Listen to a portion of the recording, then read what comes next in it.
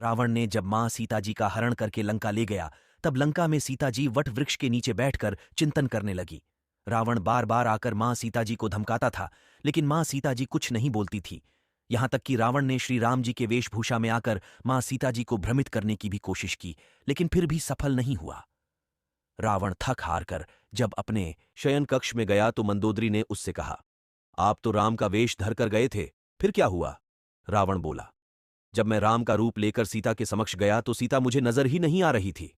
रावण अपनी समस्त ताकत लगा चुका था, लेकिन जिस जगत जननी मां को आज तक कोई नहीं समझ सका, उन्हें रावण भी कैसे समझ पाता। रावण एक बार फिर आया और बोला, मैं तुमसे सीधे सीधे संवाद करता हूं, लेकिन तुम कैसी नारी हो कि मेरे आते ही घास का तिनका उठाकर उसे ही घूर घूर कर देखने लगती हो। रावण ने बोला, क्या घास का तिनका तुम्हें राम से भी ज्यादा प्यारा है? रावण के इस प्रश्न को सुनकर मां सीता जी बिल्कुल चुप हो गई और उनकी आंखों से आंसुओं की धार बह पड़ी। इसकी सबसे बड़ी वजह थी कि जब श्री राम जी का विवाह मां सीता जी के साथ हुआ, तब सीता जी का बड़े आदर सत्कार के साथ गृह प्रवेश भी हुआ। बहुत उत्सव मनाया गया।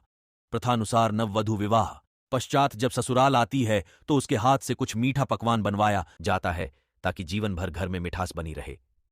इसीलिए मां सीता जी ने उस दिन अपने हाथों से घर पर खीर बनाई और समस्त परिवार, राजा दशरथ एवं तीनों रानियों सहित चारों भाइयों और अर्षि संत भी भोजन पर आमंत्रित थे। मां सीता ने सभी को खीर परोसना शुरू किया और भोजन शुरू होने ही वाला था कि जोर से एक हवा का झोंका आया। सभी ने अपनी अपनी पत्तलें संभाली। सीता जी बहुत ध्यान से सब देख रही थीं। ठीक उसी समय राजा दशरथ जी की खीर पर एक छोटा सा घास का तिनका गिर गया, जिसे मां सीता जी ने देख लिया। लेकिन अब खीर में हाथ कैसे डालें, ये प्रश्न आ गया। मां सीता जी ने दूर से ही उस तिनके को घूर कर देखा। वो जलकर राख की एक छोटी सी बिंदु बनकर रह गया। सीता जी ने सोचा, अच्छा हुआ किसी ने नहीं देखा। लेकिन राजा दशरथ मां सीता जी के इस चमत्कार को देख रहे थे। फिर भी दशरथ जी चुप रहे और अपने कक्ष पहुंचकर मां सीता जी को बुलवाया।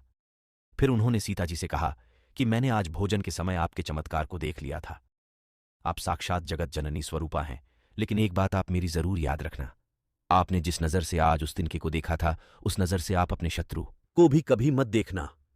इसीलिए मां सीता जी के सामने जब भी रावण आता था, तो वो उस घास के तिनके को उठाकर राजा दशरथ जी की बात याद कर लेती थी। इसलिए माता सीता जी चाहती तो रावण को उस जगह पर ही राख कर सकती थी, लेकिन राजा दशरथ जी को दिए वचन एवं भगवान श्री राम को रावण वध का श्रेय दिलाने हेतु वो शांत रही।